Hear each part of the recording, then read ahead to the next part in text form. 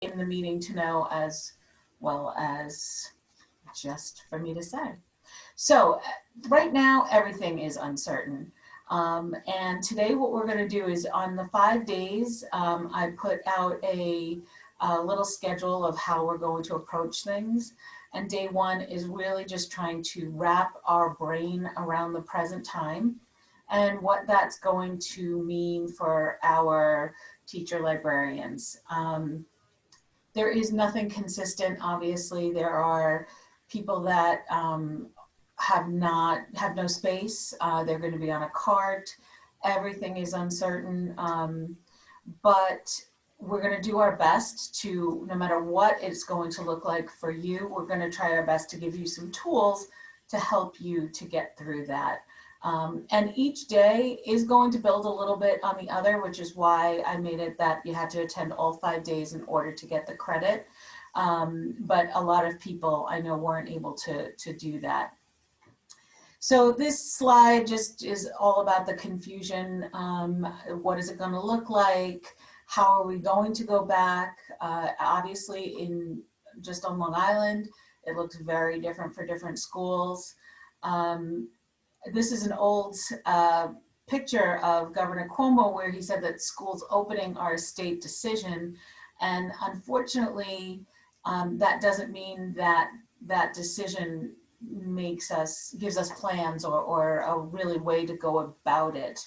I guess what he meant is that it's a state decision as to whether or not schools can open, but what that looks like is really a very local decision. And this blended virtual learning schedule just shows how confusing things are, at least when I look at it. The A day, B days, whether it's going to be in person or hybrid or fully remote, and what district gave different choices. It's really just a big confusing mess. So I was in a high school for 9 years in Eastern Suffolk. And during my 9th year, I was told that I would not have a position come the fall. Even though I was at the high school level, they were cutting elementary positions. And I was second from the bottom out of 9, so it wasn't going to matter. And at that time, I thought my life was ending. I was really very upset. Unfortunately, we do have some librarians in our region that are experiencing that right now, and I do know firsthand how painful it is. I believe that Bridget also experienced that. You hadn't been there for quite as long as 9 years, but it's a really upsetting situation to be in if you are accessed, and it's something that we all live with as a fear. As long as elementary school librarians are not mandated, it puts us all at risk. At that time, someone gave me this book by Pema Chodron, which is called Comfortable with Uncertainty. It is 108 little paragraphs, one on each page. And I carried that little book. It was like it fit in a small purse. I carried that book around with me for about a year. It was all worn. I would just open it up when I just was totally stressing out and I needed to look at something. If you don't know who Pema Chodron is, she is a Buddhist monk. She lived like a full life, had children and lived like a normal life until she became a Buddhist monk later on. And she's just a really interesting person to listen to. I've caught her on video a few times. And some of the quotes that I put up here, I am one of those people on Facebook that shares quotes all the time. I'm sure some friends appreciate it and some do not, but the root of suffering with uncertainty, which we all have right now, is what she says is no matter what the circumstances is, uncertainty is all we truly have. And the way I see that is we like to give ourselves the illusion that things are the same all the time, and it is something that we like, predictability. But the truth is we've never really had certainty. It's just been something that, you know, we've tried to build into our lives. And what she suggests is that we stay present in this moment. We're not designed to do that. Our minds right now are in fear and in trying to wrap our brains around what's happening, and looking for that security that we used to have, or that we were comfortable with, even if it wasn't complete security. And I wrote here, staying grounded. I have been doing a lot of research and studying with some various teachers. Some are Buddhist, some are their own mix of things, some are Toltec. And grounding is one of the things that I have found to be really useful for me. And grounding to me is just imagining that I'm in my body right here, right now, this moment. Take a deep breath. Sometimes I close my eyes.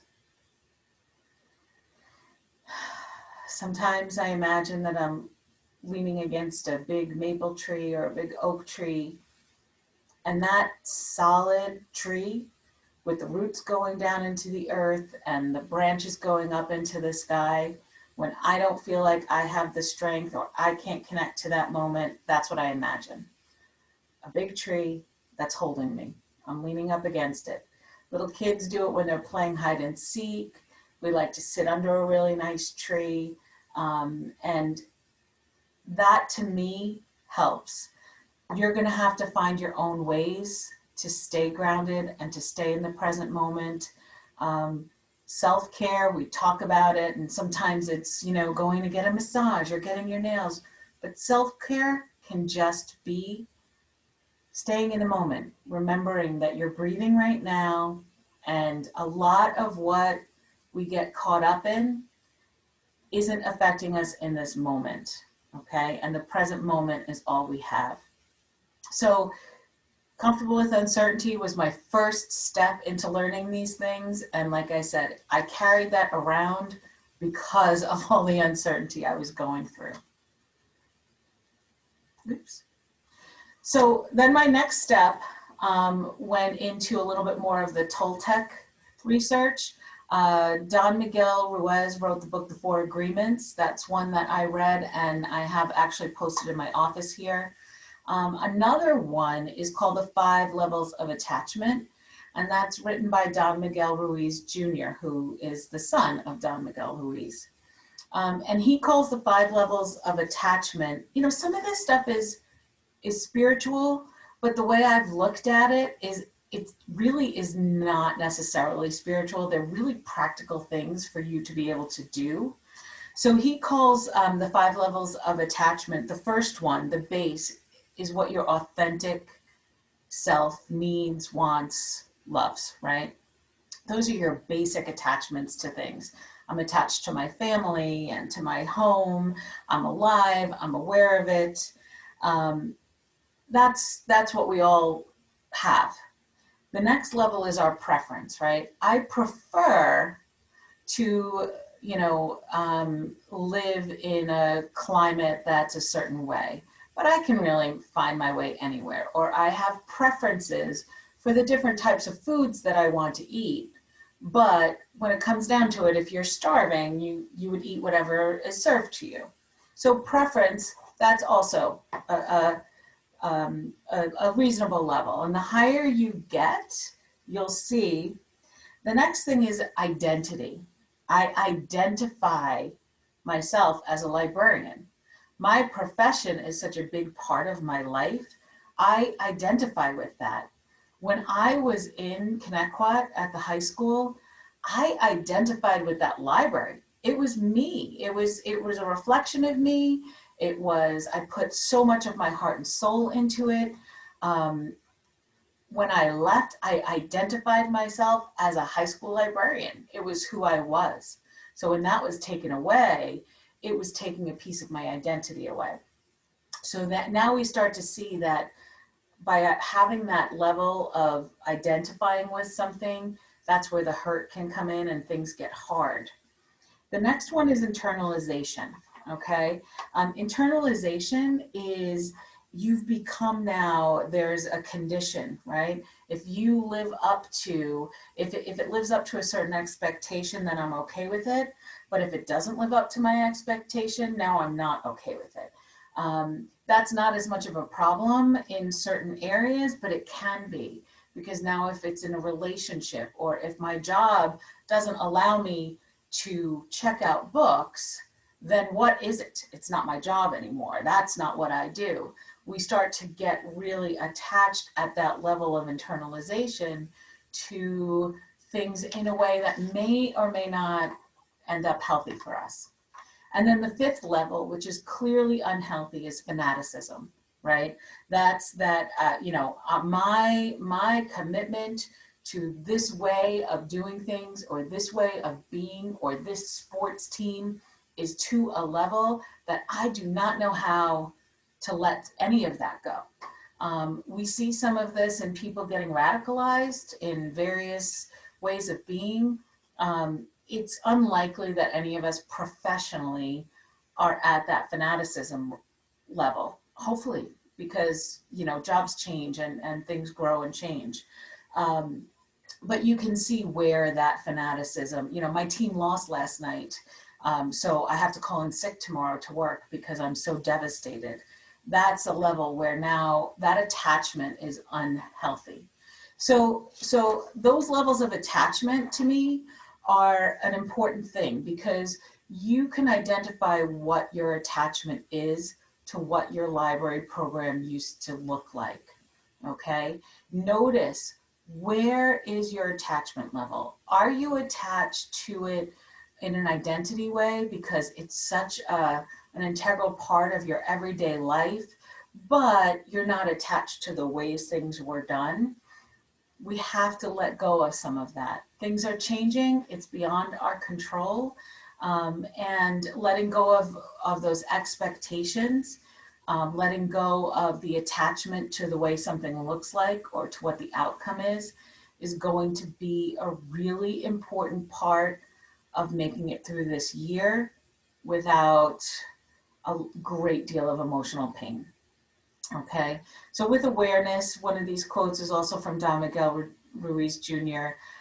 You have to notice that, yes, things around you will be changing, but you are whole and complete and fabulous just the way you are, okay? And Eckhart Tolle is another teacher and author who writes about this. And he says that you can't really make yourself drop your attachments. But when you start to work on where your levels of attachment are, certain things may just fall away, okay? So letting go. Now, the next book that I'm talking about is called Warrior Heart Practice. We did have the author, Heather Ashamara, at our May liaison meeting where she did a little session on this. That recording, I believe, is still up at the on our LibGuide for the Zoom attachments. She did a recording for us. Warrior Heart Practice is based on the Toltec wisdoms, and she is an author that I actually have done quite a bit of studying with and teaching with, and we're working on some writing together. And she has this tool that is designed to help us move from this place of confusion and really caught up in our emotion and in our story, and how to get to what our intent is and what we want for something. She wrote this for personal things, but when I read it, I also see that this can be used on a professional level. A Warrior Heart professional practice is absolutely something that we can do. So I do have a link here to the practice sheet. That is something that, even if you don't read the book, although I do recommend reading the book because, you know, I thought it was a great book myself. But the sheet itself can give you a little bit of a hint as to how to do it. It works for personal things, it works for small groups, and I really think it can work even for our library programs. Now, I didn't realize, because I was in Maine for the past year, but Nyla Sissel, as Bridget had let me know, had a whole theme about shifting perspectives last year. So when you know, I said maybe some people are going to be like, why is she talking about all this woo-woo stuff? When here I want to know some tools for opening up my library, what about the library? Well, I did mention that I do think a little of this can be applied. Some of what I am taking into this class, I learned from Jen Cannell at a recent School Library System Association meeting, and I'll be using some of her slides in the next few days. But she shared this link to this page, and what do I want to be during COVID? I thought that was a really interesting way to look at it. What do I want to be?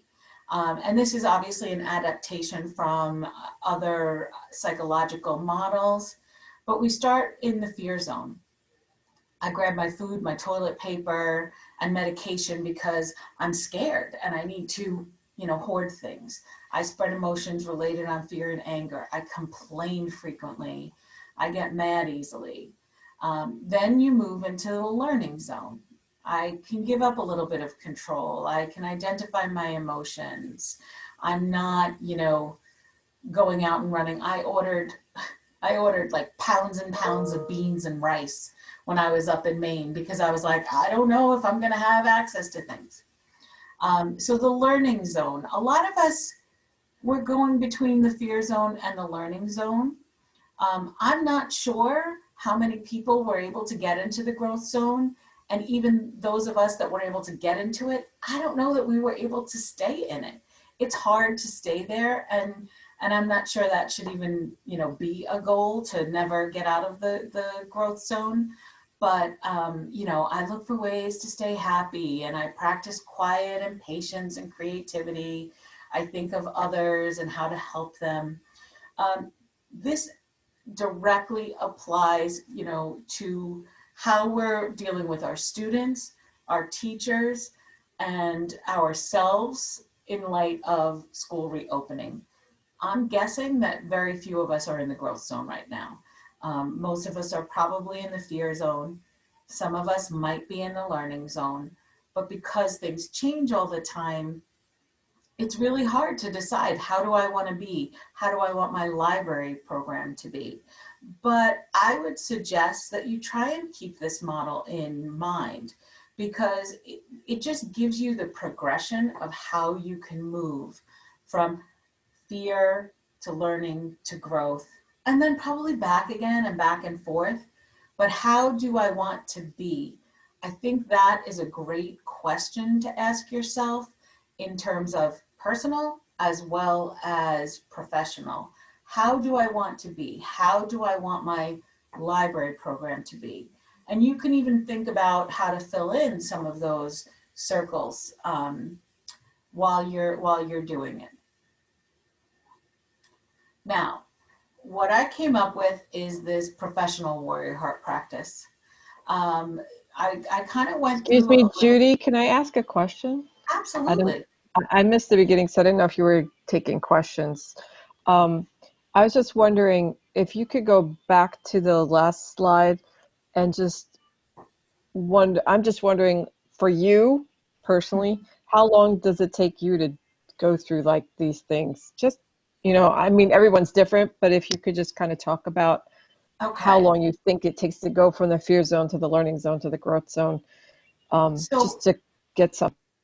all right, Lynn. So I will be honest that I sometimes can bounce back and forth between different zones, like in minutes, right? Like I could hear one thing and I could have been in the growth zone and something comes up and I'm right back in the fear zone again.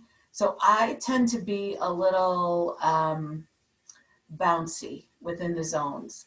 I have, like I said, I spent 2 years studying with Heather Eshamara, and she's a shaman, and we did all sorts of really cool things to try and let go of attachments. So I feel like I it took me 2 years to be able to get to the growth zone and stay there for um, most things in my life. I would say that once COVID hit, I didn't go back to the fear zone so much.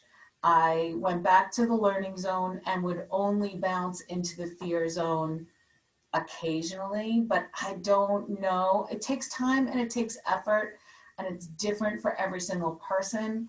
And it depends on what you're applying it to. So I would say that one of the things she taught us is when you were in the fear zone to just turn around and say to yourself, all right, I'm here for the long run. I'm going to be with myself for as long as it takes, and not to abandon yourself. So don't be hard on yourself. If you're stuck in the fear zone, that's okay. I mean, especially right now in terms of everything that's going on, a lot of us are there. So just making the effort to move forward is sometimes that's all we can do. And it depends on what your personal things are going on in your life. In our area, people have been touched very closely by COVID. Some people have lost their jobs, or their spouse lost their job. Some people have had illness and loss. And so, if that's what's been in your face this whole time, then maybe not getting out of the fear zone is what's appropriate, right? I mean, it really is going to depend. So I'm not going to give a time limit. I think as long as it takes for you to heal some of those things, because that's what the fear is. The fear is just things that need to be healed and to be addressed. I hope that helped, Lynn. So, Yes, thank you. It was kind of, I just kind of want to know because like I'm trying to go through that myself, and I was just yeah, wondering if that was like how it was working. But thank you for saying that you bounce back and forth because that makes me yeah. feel okay. And I Yeah, think I would probably change that model a little bit to show that loop-de-loop thing that happens in people's lives. Like there's a meme that goes around like what your plans were and what the reality is. I would probably even exactly. change that to, everything is a process, and it's not as linear as a cute little model makes it. Yeah. Also, NASA BOCES had posted that everybody should put their name in the chat, and I was the only one, so I don't know if everybody knew that. Oh, thank you. Yeah, if you haven't put your Okay. name in the chat, I'd appreciate it. Okay, so taking some of these things that are, a little bit more personal and not necessarily designed for professional use, I'm adapting it. So when I go to the first chamber, which was the feeling chamber, right, which is over here, I see that we're having uncertainty about what's going to happen with our positions, with our budgets, with our students, with the rest of our staff.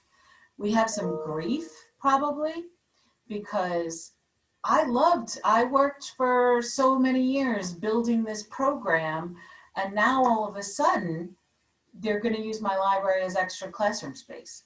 Or now all of a sudden they're talking about, yeah, I'm really just going to be reading stories online or something. There's some grief because we put our hearts and our souls into our positions. Many of us do. And to not have that is upsetting. And we have to honor that feeling is valid here. All right.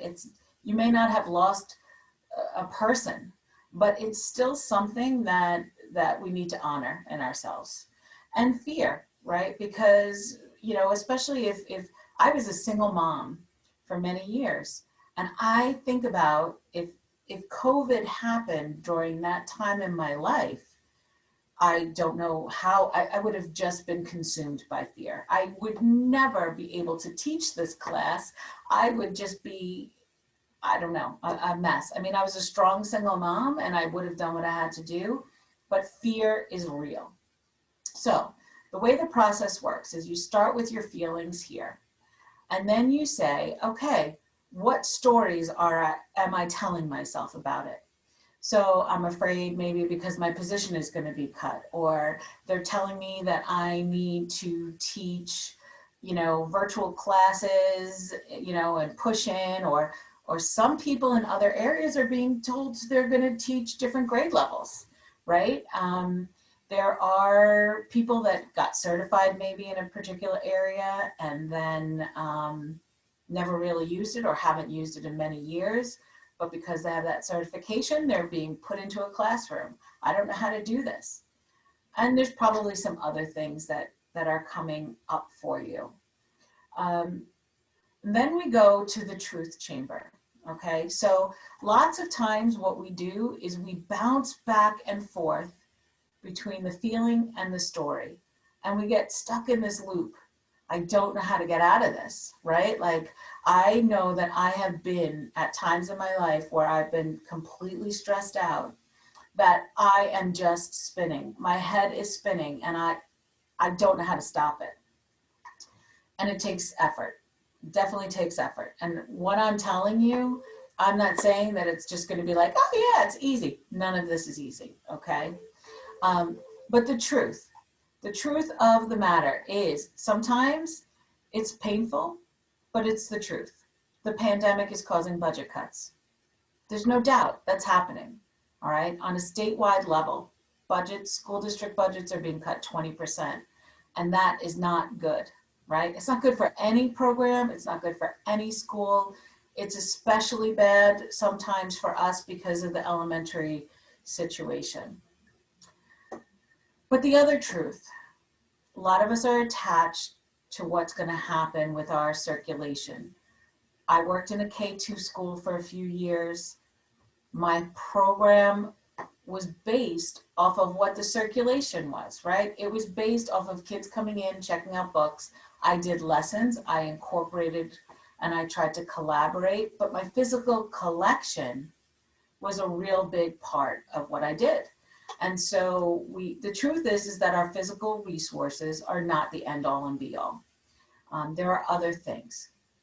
Your truth for your program is going to be different. You may know what it is. Sometimes it's positive, sometimes it's negative. It's just the facts. So maybe the fact is you're a prep period. And thankfully you're a prep period, because if you're a prep period, you're going to be less likely to be cut. Maybe you're in a high school and you really have a good set collaborative relationship with the English department. And you know that no matter what school is going to look like, you'll at least have that. Try and find what your truth is for your library program, okay? The things that you have, the things that you won't have, okay? And then the last chamber that you go to is, what is your intent? So if this was a personal thing, your intent is going to be like, well, I want to spread love, or I want to feel comfortable, or I want to just move past this, whatever that is. When we're doing this in a professional way, I think, what is your overall intent for your library program? I did think of a couple of things, but I'd like to hear if anybody else has an idea about what an intent for your library program could be in these terms. You can type it in the chat if you want, or you can unmute yourself. Bridget, you can join in too if you want. I was on the phone, so I missed whatever we were talking about. That's all right. I was thinking that my intent, if I was still, I think about when I was getting accessed, if this had happened and I was at the high school level, before I got accessed, I mean, my intent for my library program was to connect with the students and teach them real life skills. So that would be my intent if I was still at a high school, to connect with students and teach real life skills. So Lynn typed, to intend to help staff and students navigate digital resources. Okay, and Lori said to maintain as much normalcy as possible through strong ongoing collaborations. Oh, and curbside pickup. Okay.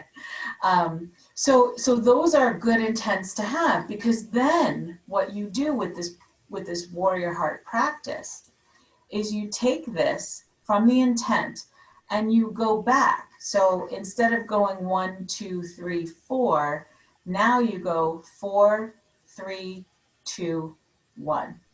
So my intent is to try and keep as much normalcy as possible through collaborative relationships. Okay, so physical resources aren't the end all be all, so I'm going to work with the digital resources. How am I going to best do that? And now you go and you think about how can you change that story, right? Well, you know, I'm not sure how to do this. Well, maybe I do have some ideas on how to do this. And you can take notes, you can write down. Again, this is just a guide. And then you can take it back to the feeling. And as long as you're holding what your intent is, it's not meant to erase those feelings. It may not even make them, you know, less, but at least you have a little bit of control over the things that you can control. All right, because the uncertainty might not go away right now, but you can take the pieces and bring them into that feeling.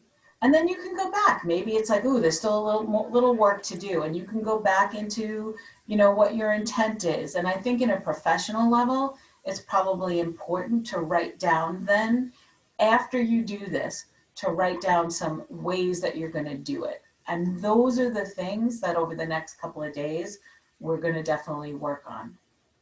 So there is going to be some homework. I'm not going to check it or anything like that, but I want you to think about this process and to come up with what is your intent for you and for your library program. Sometimes for me, it's as simple as I'm going to show up, and that's enough. I'm going to show up. I'm going to do my best. I'm going to listen to my body. And I'm going to try to stay out of the fear zone as I try to navigate this crazy school year. That would be what mine are. Now, I'm not in a school building. My intent for our program is to support you all the best that I can and give you the tools and the resources as I learn them. This would not be a traditional thing I would teach. When I took this job, I never thought that the things I learned in my apprenticeship would, you know, which is my personal thing. I never imagined that I would be teaching it in here. But because of COVID, it seems like these tools that I've learned might be helpful for you all.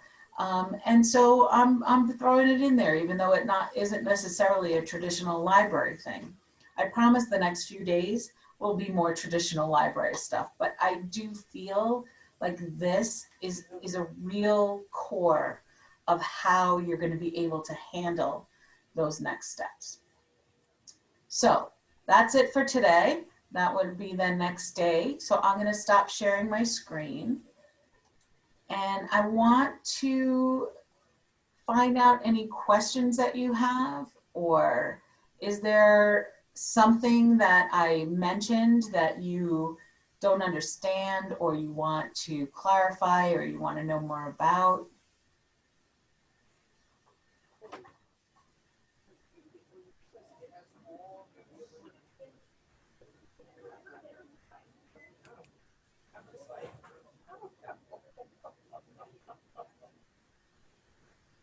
That's true.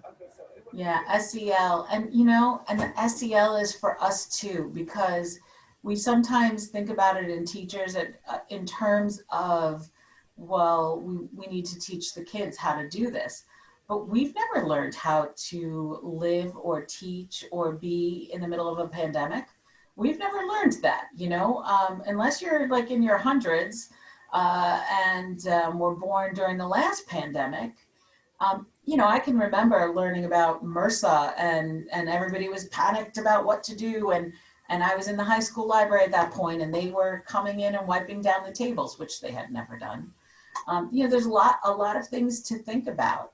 And you are an important piece of your library program. Your program is not the books. It's not even the online resources. It's what you do with them. So the districts that are making cuts, they may think, oh, we don't need that because we'll have the databases and the teachers might be able to use those. Or we have ebooks, so we don't need a librarian. They're going to find out that they're wrong. And we know that because we have spent decades showing all of the tools that we offer and all of the things that we teach.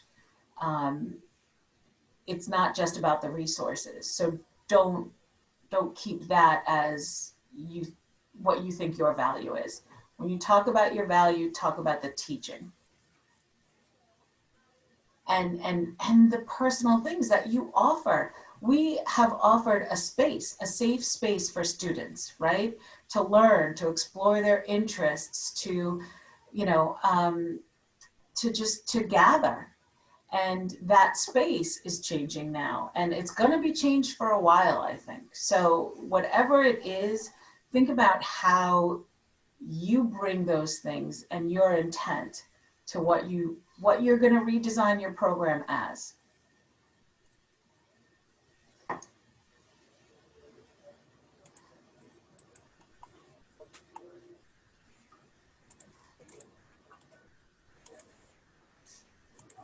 So yeah, the books that I mentioned, I actually ordered another copy of Pima Chodron's book. She also has a few others which I have not read, and she has some really great videos that are available.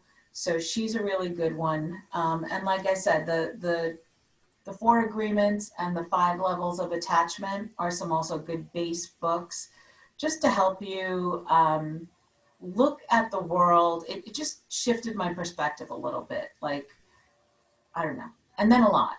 So started out as a little. Oh, will the books be available in the professional collection? Well, that is a good question. I would be happy to donate actually copies, but I don't know that we're going to be doing interlibrary loan right now because of the pandemic. But what you could do is request it from your public library. The public libraries are all doing at least curbside service. Many of them have those titles, and if not, I am sure they'd be happy to purchase it because they are really. When I worked in the public library, I had purchased them as well. So let me just go over the books. The first one I mentioned was called.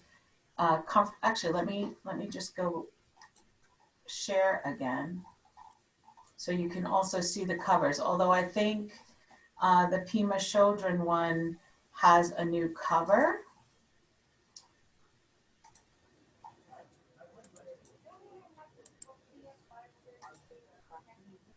So it's Pima Chodron, and it's called Comfortable with Uncertainty. And again, carried that book around for a year in my pocketbook because it was just, I needed something. And even sometimes just looking at the title was like, okay, just remember this. Just try and remember this. So Comfortable with Uncertainty.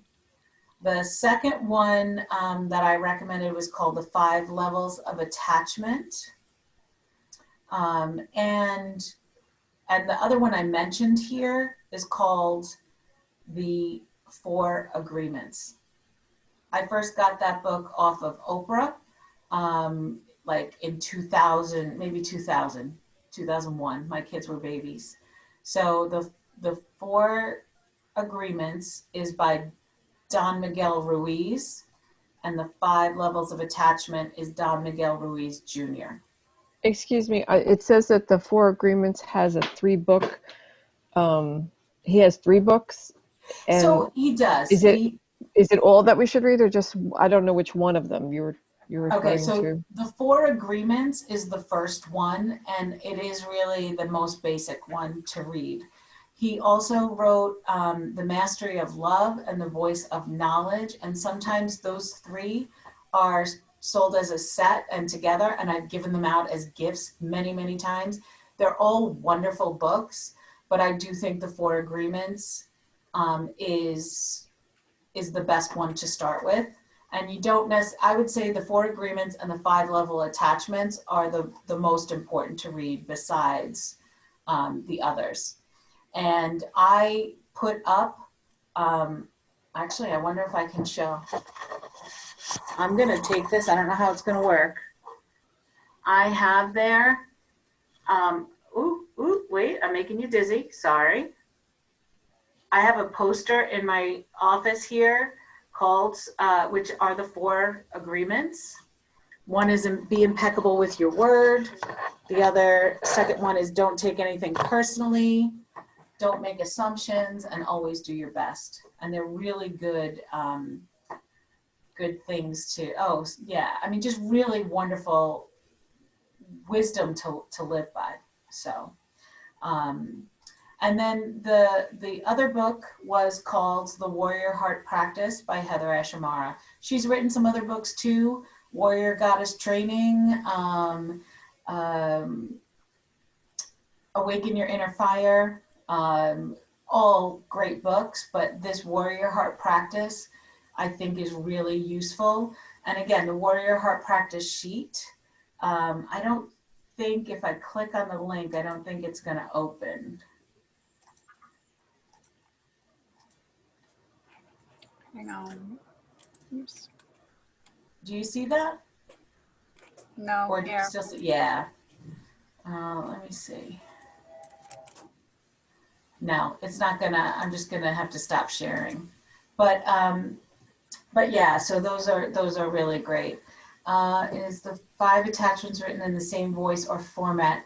It is a similar format. I actually think that Don Miguel Jr. writes in a very accessible way, maybe even a little bit more accessible than his father. Is that what you wanted, Judy? Yeah, that is.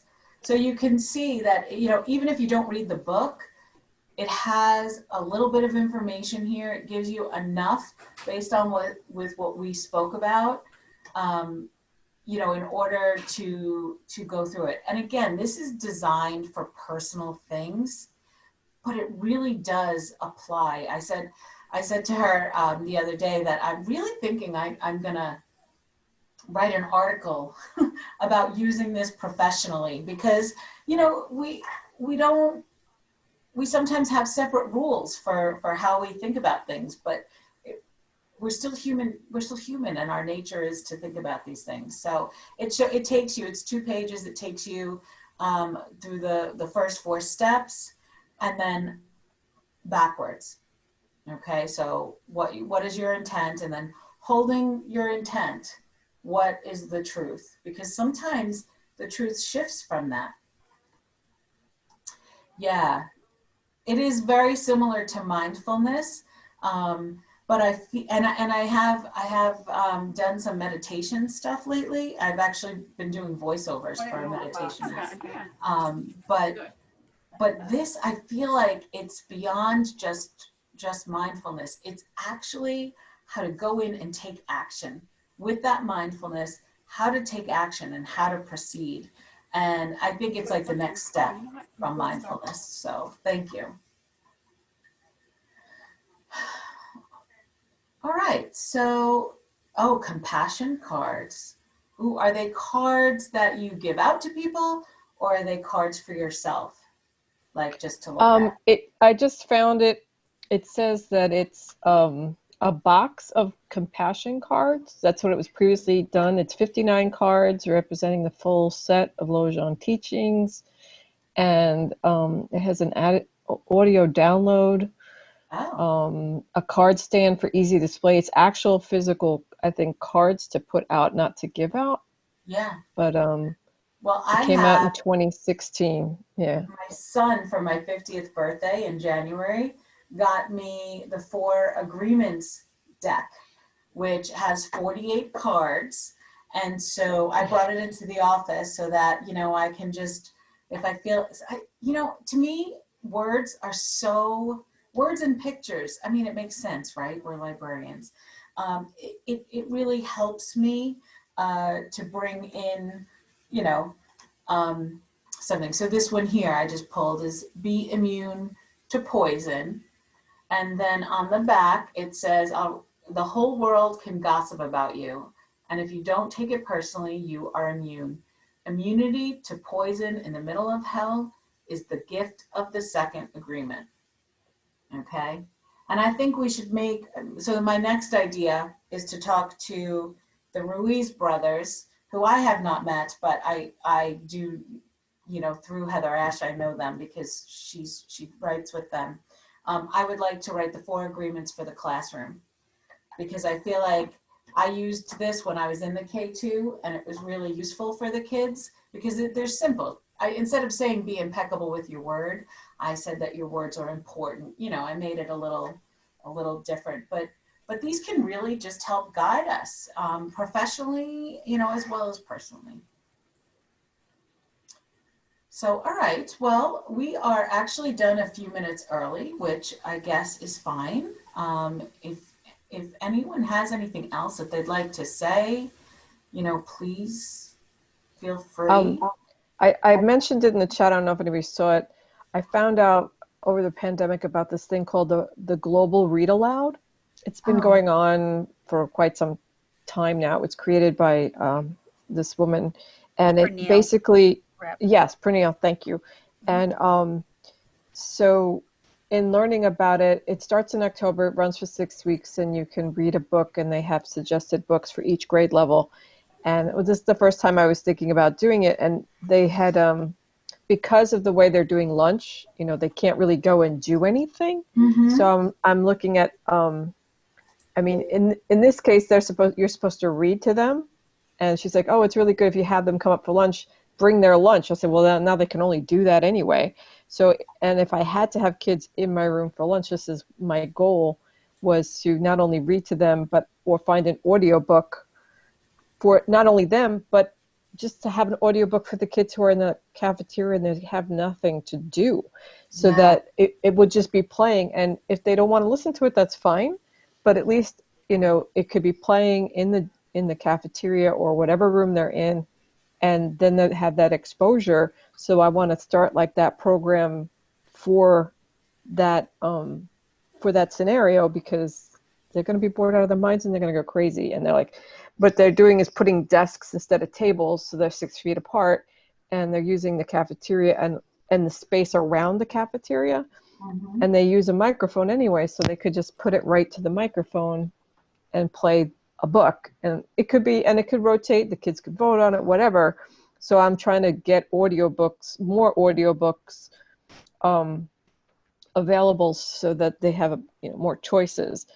But I just want to put that out there, that maybe that might be an Yeah, idea for I think that whatever. is a great idea. And someone in our last meetup mentioned that they were going to be using their library as an overflow room for lunch.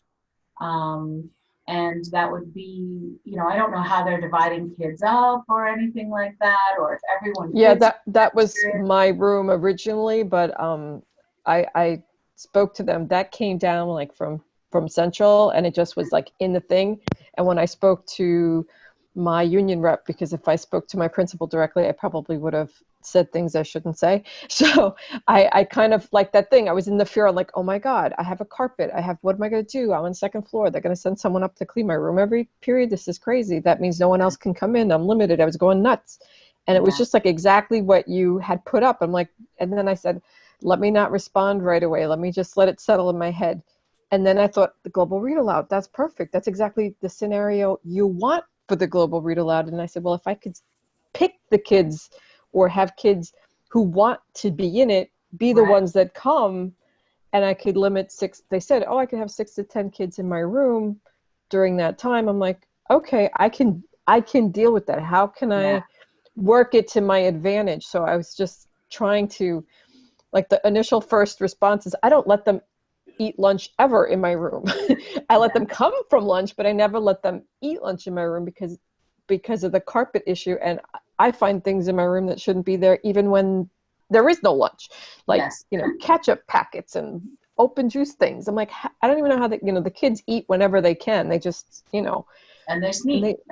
they're sneaky. And now they're going to have their backpacks with them all the time, which they normally do anyway. Half my kids never use their lockers anyway, and no one's using lockers. So they're going to have everything with them. But now if they're all at their own table and they're told, and then you say, okay, eat, and this goes in the garbage, and it's not hot food, it's all cold, it's a little bit easier of a scenario.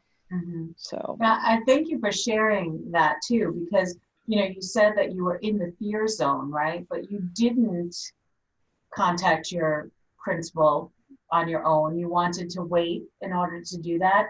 So what I would say is that when you decided to do that was when you moved from the fear zone and started to move into the learning zone, because you went from panic and where you just want to like call somebody up and yell, but you kept your professional piece and you went into the learning zone in order to address it. You didn't just stay in that fear zone. So sometimes we don't identify it because we're bouncing back. We feel like we're just stuck, but you didn't get stuck. You moved a little bit. You shifted a little bit. Of course you know. She said, Bob didn't tell you. Well, I do hope that this was a good start. I do hope that you all can come back tomorrow and that we can have a conversation just briefly about what your homework was and if you thought about anything different. But that will just be a real quick touch base. And then tomorrow we can you will. post that homework page again? Oh, sure. Let me just share.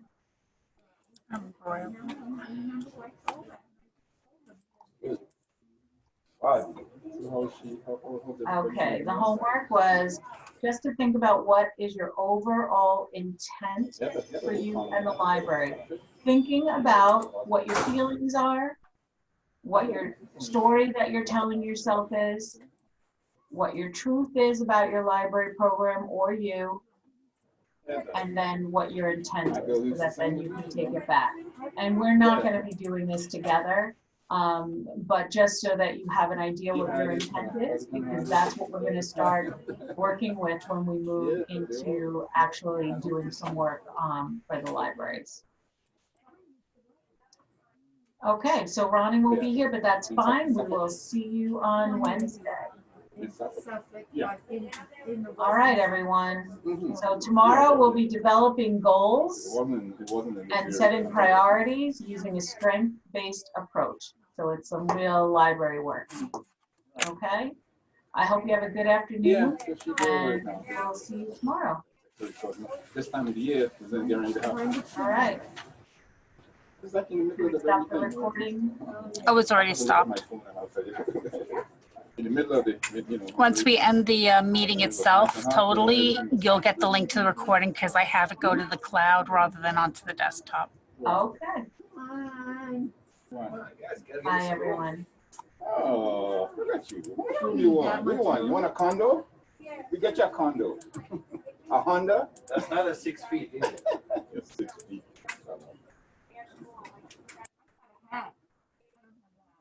Yours is done because yours is hard. Mine is soft. Coming through this. Interesting. It still says it's recording on mine, but. Somebody in the 70s with Oh. all of the. Oh, did you hit stop recording? No, Oh, hit stop recording. I'm not the host, you are.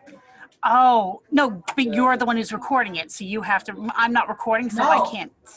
But I'm not the host.